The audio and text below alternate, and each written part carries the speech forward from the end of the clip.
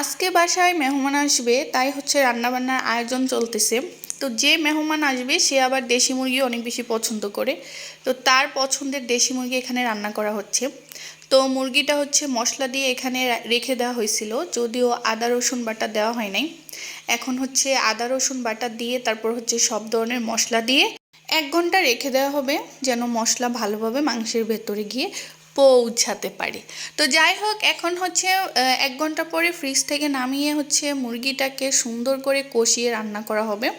যেহেতু দেশি মুরগি তাই প্রথমে হচ্ছে ভেজে নিচ্ছে না, কারণ দেশি মুরগি ভাজলে দেশি মুরগির স্বাদ নষ্ট হয়ে যায়। আমরা যখন পোলট্রি মুরগি বা ফার্মের মুরগি রান্না করি তখন হচ্ছে ওই মুরগিটাকে ভালো করে ভেজে নিই, তারপর হচ্ছে রান্না করি।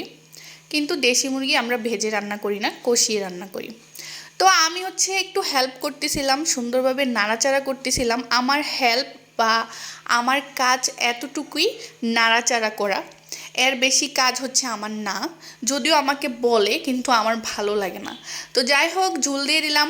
তারপর হচ্ছে ঝুলটা শুকিয়ে গেলে নামিয়ে নিব। তারপর এখানে দেখলাম অনেক বাজার করা হয়েছে, তো বাজারগুলো সুন্দর করে নামিয়ে নিলাম। এখানে নুডলস ছিল, যেহেতু আমাদের বাসায় সকালবেলা ব্রেকফাস্টে বেশিরভাগ সময় হচ্ছে নুডলস খাওয়া হয়। তো প্রতিদিন দেখা যায় 2 থেকে 3 প্যাকেট নুডলস লাগে, যেহেতু বাসায় মাসাল্লাহ মানুষ অনেক বেশি, তাই হচ্ছে সব কিছু একটু বেশি লাগে। যদিও হচ্ছে সব বাজার একদিনে করা হয় না, দেখা যায় 10 থেকে 15 দিনের বাজার একদিনে করা হয়, তারপর আবার বাজার করা হয়। তো এখানে ডিম আনা হয়েছিল, কিন্তু একটা ডিম হচ্ছে ফেটে গেছিলো, কারণ এটা নিচে ছিল, চাপ পড়ছে, এজন্য হয়তো ফেটে গেছে। তো যাই হোক, তারপর হচ্ছে চালগুলা ওয়াশ করে আমি ভাত বসিয়ে দিলাম। আজকে পোলাও রান্না করা হবে।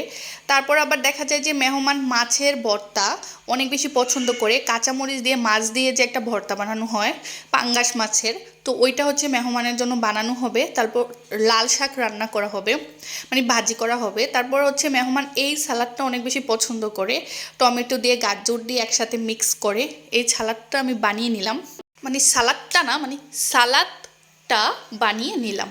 তো যাই হোক, তারপরে পোলার চালগুলো একটু ক্লিন করে নিলাম। তো মেহমান বলল যে ও হচ্ছে প্রায় 3 মাস পর আসতেছে।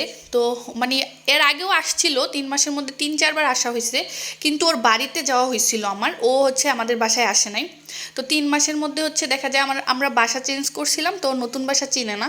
তো বললো যে নিয়ে আসার জন্য, মানে বাজার থেকে আগাইয়া নিয়ে আসার জন্য। তারপরে হচ্ছে আমরা একটা ফলের দোকানে গেলাম, মেহমান বাসায় ফল নিয়ে আসবে।